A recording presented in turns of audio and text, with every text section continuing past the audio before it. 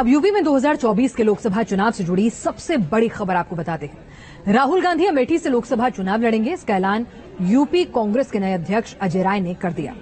यानी एक बार फिर राहुल गांधी की चुनावी टक्कर अमेठी में केंद्रीय मंत्री स्मृति ईरानी से होना तय हो गया है। इसी पर ये रिपोर्ट देखिए।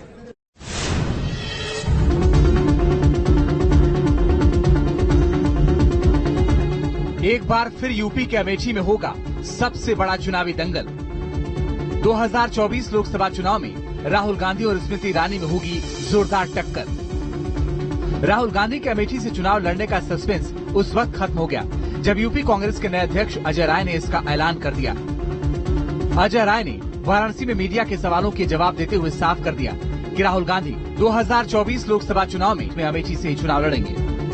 राहुल जी वहाँ का कार्यकर्ता डिमांड कर रहा है, अमेठी का डिमांड कर रहा है, वहाँ की जनता डिमांड कर रही है कि राहुल गांधी जी जो हमसे कमियां हुई, जो हमसे गलतियां हुई, उसको सुधारेंगे और भारी बहुमत, प्रचंड बहुमत से राहुल गांधी को अमेठी से चुनाव जिताएंगे। मतलब राहुल गांधी इच्छुक है लड़ने का? अब वो वहाँ के कार्यकर्ता और वहाँ की जनता का डिमांड है। 2019 के लोकसभा चुनाव में भी राहुल गांधी ने अमेठी से चुनाव लड़ा था, लेकिन वो बीजेपी नेता और केंद्रीय मंत्री स्मृति ईरानी से चुनाव हार गए थे। लेकिन राहुल अपनी इस परंपरागत सीट को एक बार फिर वापस पाना चाहते हैं, इसलिए कांग्रेस इस बार पूरी तैयारी कर रही है। कांग्रेस नेताओं ने अजय राय के बयान का समर्थन किया है और दावा किया है 2024 लोकसभा चुनाव में इसमें अमेठी की जनता राहुल गांधी को चुनाव जिताएगी। वहीं बीजेपी ने कांग्रेस पर हमला बोला है। अमेठी से चुनाव लड़ने पर राहुल गांधी पर निशाना साधा है। अजय राय जी ने राहुल गांधी जी को जो अमेठी से लड़ने की बात कही है, निश्चित रूप से अमेठी का जन पहले से उसकी तैयारी कर रहा है।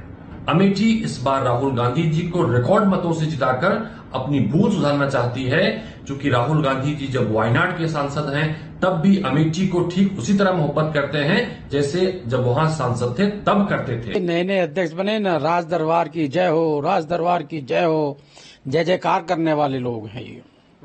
अमेठी छोड़ के क्यों गए थे? केरल वालों के साथ में क्यों अन्याय कर रहे हैं?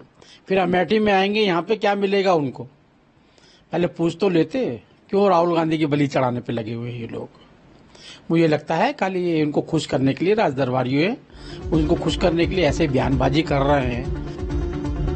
अमेठी कांग्रेस पार्टी का गढ़ माना जाता है। 40 साल तक इस सीट से संजय गांधी, राहुल गांधी से लेकर सोनिया गांधी और राहुल गांधी लोकसभा चुनाव जीतते रहे। राहुल गांधी ने पहली बार साल 2004 में अमेठी से चुनाव लड़ा था। इसके बाद राहुल गांधी साल 2014 तक लगातार 3 बार अमेठी से सांसद रहे, लेकिन साल 2019 के लोकसभा चुनाव में बीजेपी ने कांग्रेस से उसका गढ़ छीन लिया।